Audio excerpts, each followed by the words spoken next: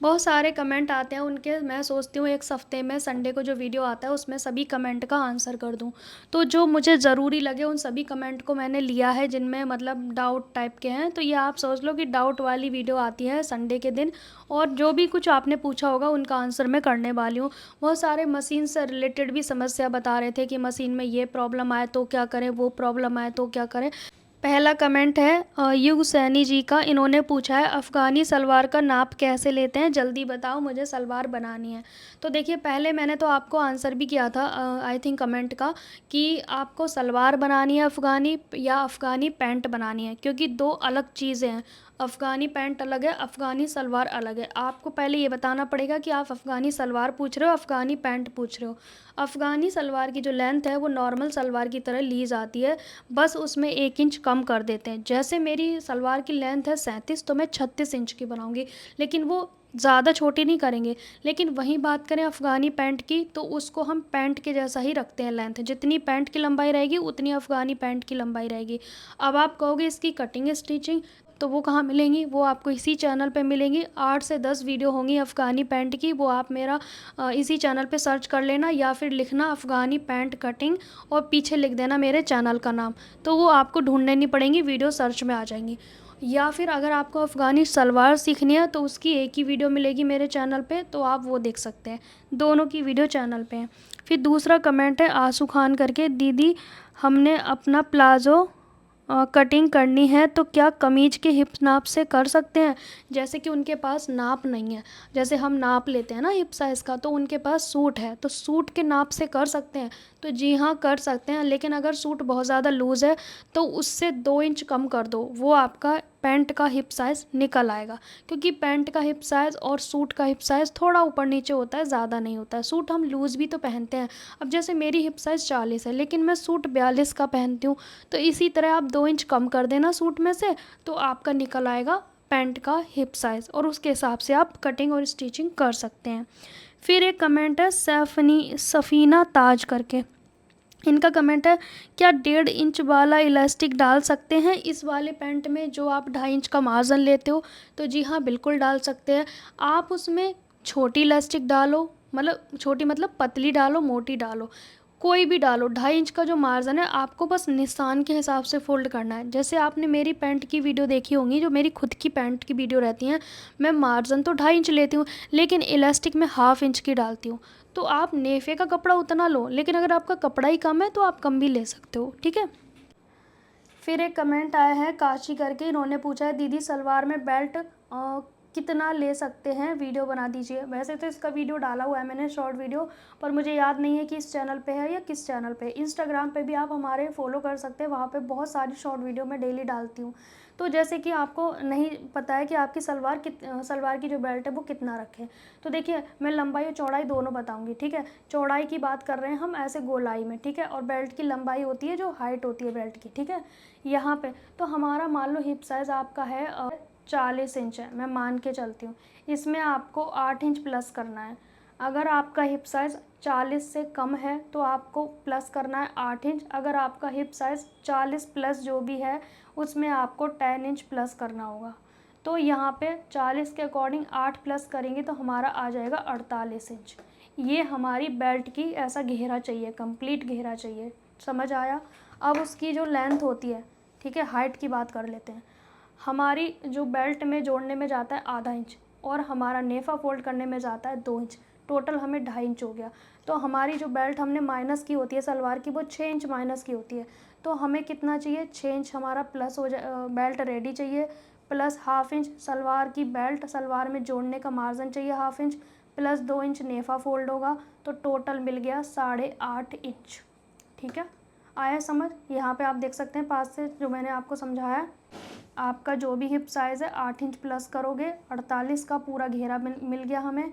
फिर आपको ये तो मिल गई हमारी बेल्ट का घेरा। अब हमें बेल्ट की हाइट, हमें 6 इंच बेल्ट चाहिए, प्लस 1/2 इंच बेल्ट सलवार आपस में जुड़ेगी उसमें जाएगा, 2 इंच नेफा फोल्ड करने में जाएगा, टोटल हमें 8.5 मिल गई। तो हमारी जो बेल्ट ऐसे में रहेगी कितनी, 48, ठीक है, और ऐसे में कितनी रहेगी हमारी 8.5। आ गया समझ आपको कि हमें बेल्ट कितनी रखनी है। ये मैंने आपको मेथड बता दिया। मुझे कमेंट आया माही जी का, इनका कमेंट बहुत बड़ा है तो जल्दी जल्दी पढ़ूंगी। मुझे ब्लाउज़ बनाना सीखना है, इसका मेज़रमेंट कैसे लेते हैं बताएं प्लीज़। आप अच्छे से समझाते हो, आपके बताए तरीके से पैंट प्लाज़ो मेरे बहुत अच्छे बनते हैं।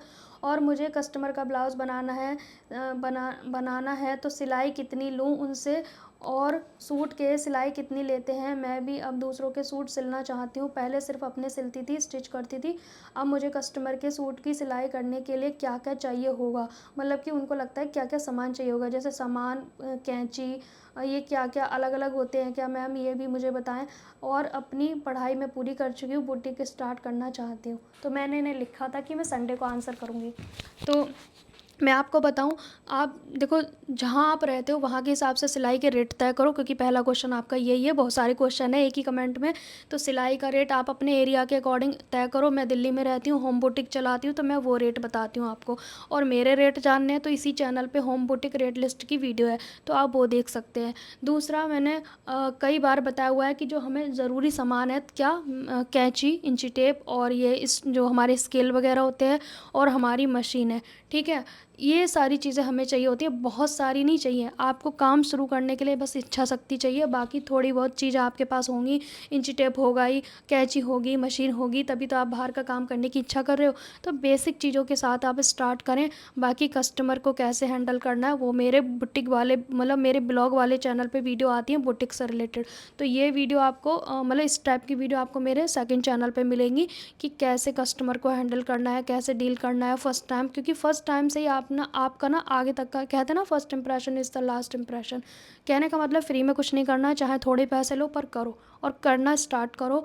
रही बात रेट की, तो रेट आप अपने हिसाब से डिसाइड करोगे, मेरे हिसाब से नहीं, क्योंकि आप कहाँ रहते हो मुझे नहीं पता है। बाकी नॉर्मल सी चीज़ें चाहिए, कोई बहुत बड़ी कंपनी की ब्रांडेड चीज़ें नहीं चाहिए। 2-4 चीज़ों के साथ अपना काम शुरू कर दो, बस इतना काफ़ी है। एक कमेंट आया मयूर दुआ करके, इनका कहना है नमस्ते दीदी, मेरे पैंट का फैब्रिक लंबाई में छोटा है, मैंने डबल फोल्ड किया 2 इंच इलास्टिक के लिए, तो टोटल 33 आ रहा है, मुझे 37 चाहिए, क्या करें प्लीज़ रिप्लाई करें। वैसे इस टॉपिक पे मैंने प्रॉपर वीडियो बना दिया है कि जब आपका कपड़ा कम पड़ रहा है तो आपको कैसे कटिंग करनी है। नीचे मोहरी का अलग से फोल्ड करके लगा दो, ऊपर इलास्टिक का अलग से फोल्ड करके लगा दो, तो मैंने ये बता दिया था आपको वीडियो में। बाकी आपका कमेंट का आंसर मैं वीडियो में कर चुकी हूँ, और अभी भी कर दिया, आप फोल्ड करके लगा सकते हो, ठीक है। फिर भी कम पड़ रहा है तो फिर तो आपका कपड़ा ही कम है। और हाँ, एक ऑप्शन इन्होंने ये भी पूछा था शायद, क्या आड़े में बना सकते हैं। अगर आपको लग रहा है कि मुझे पैंट बनाना ही बनाना है तो आप आड़े में बना सकते हैं, लेकिन अगर आपको लग रहा है कि कोई ख़ास इतना कपड़ा है नहीं तो छोड़ो। अगर कस्टमर का है तो इतना झंझट मत पालो, वापस कर दो। है मीतू कुमारी करके, मैम मुझे चेस्ट 46 का वी नेक बनाना है तो शोल्डर कितना लेना है। अब आपको ये डिसाइड करना पड़ेगा कि आपको स्ट्रेट वाला वी नेक बनाना है या थोड़ा पान टाइप का बनाना है। एक होता है प्रॉपर स्ट्रेट, ठीक है, एक होता है हल्का सा इसमें ऐसे कर्व होता है हल्का सा, ठीक है। तो दोनों में खास अंतर नहीं होता, लेकिन हाँ स्ट्रेट वाले वी नेक में आपको फुल शोल्डर लेना पड़ेगा अगर आप फ्रंट का बना रहे हो और बैक का छोटा बना रहे हो तो, ठीक है। अगर आपको कर्व वाला बनाना है तो फुल शोल्डर -1 करना पड़ेगा। ये मैं किसका बता रही हूँ, बैक में बिल्कुल छोटा नेक है, ठीक है। और अगर आपको बैक में भी डीप बनाना है तो दोनों के शोल्डर नेक के अकॉर्डिंग लिए जाएंगे, और मैंने चार्ट वीडियो पहले ही डाल दिया है, तो आप हमारे चैनल पर देख सकते हैं डीप नेक के अकॉर्डिंग भी और शॉर्ट नेक के अकॉर्डिंग भी, ठीक है। और जो हमारा पीछे का नेक छोटा होता है और आगे का डीप, ये बैक नेक छोटे नेक में ही माना जाता है, क्योंकि डिपेंड करता है हमारा सारा जो सिलाई का वेस है वो बैक नेक के हिसाब से चलता है, ठीक है जी। मीतू कुमारी जी का कमेंट है, मैम मुझे क्लास फर्स्ट आपकी क्लास देखना है। तो आपको हमारी इस तरह के कमेंट ना कई सारे आए हैं कि आपकी क्लास हमें शुरू से देखनी है, तो कैसे देख सकते हैं। तो आपको हमारी इसी चैनल की प्लेलिस्ट में जाना होगा। प्लेलिस्ट में आप देखोगे फोल्डर बने हुए हैं, जैसे सूट के, पैंट के, हर चीज़ के अलग अलग, वहाँ पे लिखा होगा फ्री सिलाई कोर्स। उस पर क्लिक करोगे तो क्लास 1 से आप ढेर सारी वीडियो देख सकते हो। अब तक की जितनी क्लास अपलोड है वो उसमें मैंने ऐड कर दी हैं, तो आप 1 बाय 1 देख सकते हो। क्लास नंबर लिखे हैं, फर्स्ट, सेकंड, थर्ड। जैसे आज आपने सेकंड क्लास देखी तो कल थर्ड देखोगे तो लिखा होगा क्लास 3, ठीक है। इस तरह से सारी क्लासेस आप देख सकते हो। जैसे कुछ क्लास, जैसे किसी ने मान लो 18 नंबर की क्लास देखी, तो उसे ढूंढना नहीं पड़ेगा कि कहाँ पे 19 नंबर की क्लास, इसके आगे कौन सी क्लास है। तो आप 19 नंबर की संख्या देखो और क्लास देख सकते हो, जिसमें मैंने विगनर के अकॉर्डिंग स्टार्ट किया है।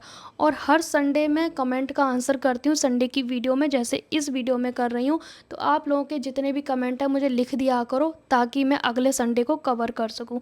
आज ही की वीडियो में लिख दिया करो जो संडे वाली वीडियो है, ताकि मैं अगले संडे को उसमें कर सकूं कवर और मुझे ढूंढने ना पड़े कमेंट, ठीक है। एक कमेंट आया, क्या मैम आप ऑनलाइन सिखाते हो फ़ीस लेके? तो मैं ऑनलाइन नहीं सिखाती फ़ीस लेके, मैं यूट्यूब के माध्यम से सिखाती हूँ।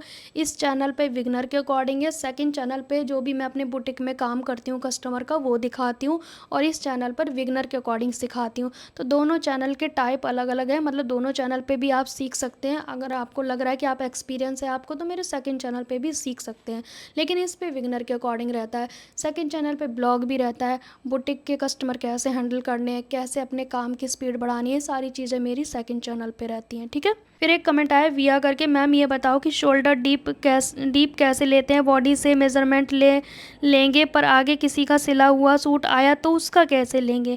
तो देखिए, सिले हुए सूट का चेस्ट साइज़ तो होता है ना, कि भाई उसका चेस्ट साइज़ आप नाप लो सिले हुए सूट का, और चेस्ट साइज़ के अकॉर्डिंग मैंने चार्ट वीडियो डाला हुआ है कि आपका कितना शोल्डर हो सकता है। अगर नहीं भी मिलेगा इस चैनल पे, तो सेकंड चैनल पे मिल जाएगा, या मैं दोबारा इस पे डाल दूँगी कि अगर आपका चेस्ट, मतलब मैं एग्ज़ाम्पल आपको दे ही देती हूँ। अगर आपका चेस्ट मान लीजिए, अगर आपके पास सिला हुआ सूट आ रहा है और उसका शोल्डर आपको नहीं पता है, तो आपको क्या करना है, उसका चेस्ट साइज़ मेज़र कर लेना है इस आर्म होल से दूसरे आर्म होल तक। जो भी चेस्ट साइज़ आएगा उसके अकॉर्डिंग मैं आपको चार्ट बता रही हूँ, वो आप देख लेना। यहाँ पे मैं शोल्डर लिखूँगी और यहाँ पे मैं चेस्ट लाइन लिखूँगी, ठीक है। अब जैसे कि आपका 26 से 30 तक की चेस्ट जो भी रहेगी, 26 से 30 तक की चेस्ट, उसमें 13 इंच का शोल्डर रहेगा, ठीक है। फिर उसके बाद 30 इंच से 34 इंच की चेस्ट रहेगी, उसमें आपका शोल्डर 14 इंच का रहेगा। फिर उसके बाद आपका 35 से 39 इंच का वो चेस्ट लाइन रहेगा, तो इसमें आपका 14.5 भी हो सकता है, और इसमें आपका 15 इंच भी हो सकता है शोल्डर। इसमें ये दोनों शोल्डर हो सकते हैं, क्योंकि ये साइज़ ही कुछ ऐसे होते हैं, जैसे मेरा 38 चेस्ट साइज़ है पर मेरा शोल्डर 14.5 ना होके 15 है, तो ऐसा हो सकता है। किसी का वस्ट ज़्यादा उभरा हुआ होता है। फिर उसके बाद किसी की चेस्ट लाइन अगर 40 है, मतलब फॉर एग्ज़ाम्पल 40 से 45 के बीच में है, तो उसका शोल्डर होगा 15 इंच का, ठीक है। फिर आपका 45 प्लस जो भी रहेगा, उसका शोल्डर होगा 15 या 16 या 17, ये तीनों हो सकते हैं। मैं ये आपको एग्जांपल दे रही हूँ चार्ट की तरह, तो आप इसे इस तरह से नोट डाउन कर सकते हैं, स्क्रीनशॉट ले सकते हैं वीडियो को रोक के, ठीक है, जिसको नहीं पता है शोल्डर किसका कितना होना चाहिए।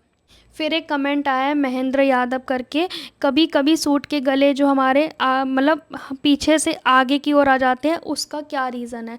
उसका रीज़न ये है कि आपका आर्मोल पीछे का छोटा है और ये वाला बड़ा है। तो ये जो आर्मोल है ना, ये आगे वाला हिस्सा पीछे को जाता है, फिर ये पीछे वाला बिल्कुल आगे लटक जाता है। हमें दोनों मेज़र करने पड़ेंगे, दोनों बराबर करने पड़ेंगे। कटिंग के समय अगर फ्रंट का आपने मेज़र किया 8.5 है, तो बैक का भी 8.5 करना पड़ेगा। फिर चाहे आपको बैक पार्ट बढ़ाना पड़े या घटाना पड़े, करना दोनों बराबर है, ठीक है। इस तरह से आपको करना होगा, फिर आपका मतलब आगे की ओर नहीं लटकेगा। और पीछे क्यों जाता है उसका रीज़न भी बता देती हूँ। वो होता है जैसे हमारी कमर की लाइन ज़्यादा ऊपर ले ली, उसके कारण से हमारा पीछे को जाता है, ये चढ़ता रहता है, तो हमारी कर्व लाइन डिस्टर्ब होती है तो पीछे जाएगा। आर्मल बैक का छोटा है तो आगे आएगा। बस दो ही रीज़न है आगे और पीछे जाने के, ठीक है।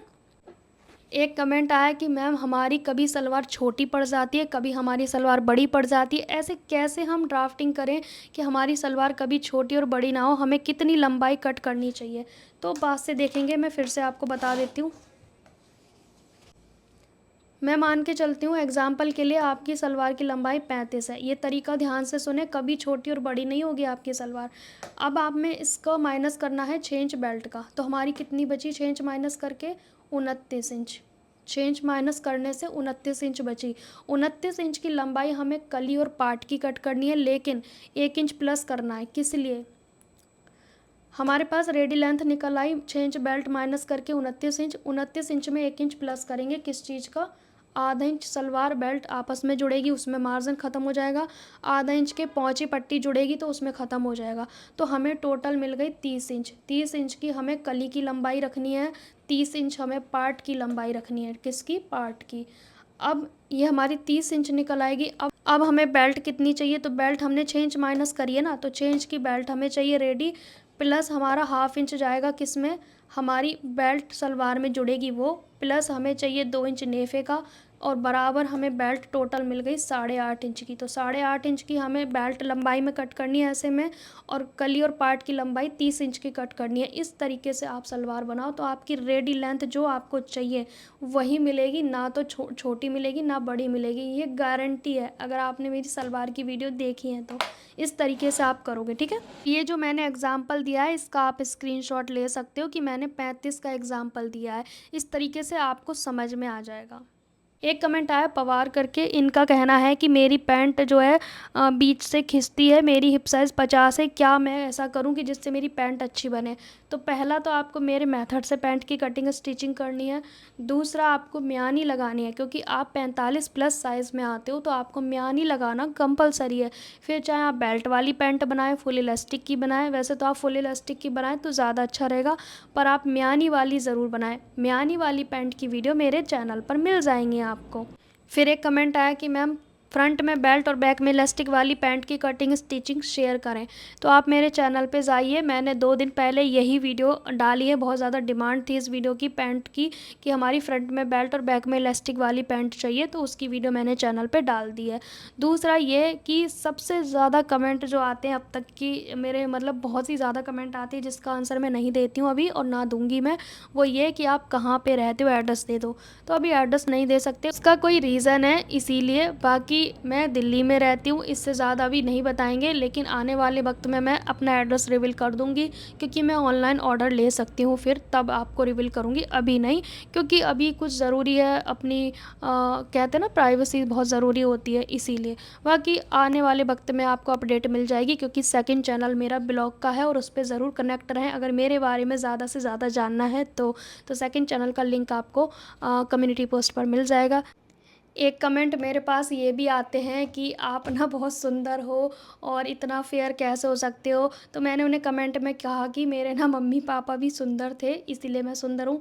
दूसरा, मैं बहुत ज़्यादा चीज़ें अपने चेहरे पे नहीं लगाती हूँ, लेकिन 1-2 चीज़ जो मैं लगाती हूँ वो मैं आपको बता देती हूँ। और जैसे मेरे लिपस्टिक के बारे में पूछते हैं कि ये शाइन नहीं करती फिर भी अच्छी लगती है, क्योंकि ये मैट लिपस्टिक है, और मैट लिपस्टिक मैं आपको एक बार दिखाई देती हूँ, क्योंकि मैं यहीं पे रखती हूँ बुटीक में, क्योंकि ये शूटिंग के दौरान ही लगती है, इसलिए मैं अपने ये देखो सिलाई की जो चीज़ें हैं ना इसी में रखा हुआ है मैंने, क्योंकि मेरे यहीं जब से मैं वीडियो शूट करती तब से ही मैं ये लगाती हूँ। और ये क्रीम तो मेरी फेवरेट है, ये सेरावी की है। और ये वैसे मुझे 1-2 कमेंट में आया था तो मैंने उनको लिंक दिया था, तो वो कह रहे बहुत महंगी है। तो भाई स्किन हमारी डिस्प्ले है, जो चेहरा है वो डिस्प्ले है फ़ोन की तरह, तो इसका ख्याल तो रखना पड़ेगा, रफ़ चीज़ थोड़ा ना लगा सकते हैं। और हाँ, इससे आप गोरे नहीं होगे, आपकी स्किन प्रोटेक्टिव रहेगी, बस और कुछ नहीं। गोरे तो भाई नेचुरल होते हैं ना, वो मम्मी पापा जैसे होते हैं, मेरे मम्मी पापा बहुत सुंदर थे।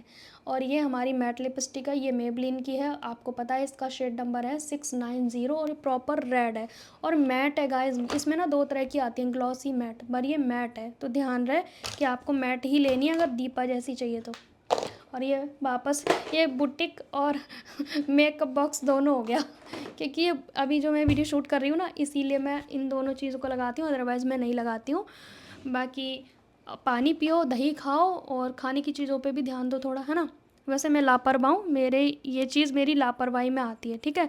सो गाइस, और भी बहुत सारे कमेंट करना, ताकि नेक्स्ट संडे की वीडियो में हम बहुत सारे कमेंट ले सकें और आपके आंसर कर सकें। सो गाइस, मिलेंगे नेक्स्ट टाइम, तब तक के लिए बाय बाय।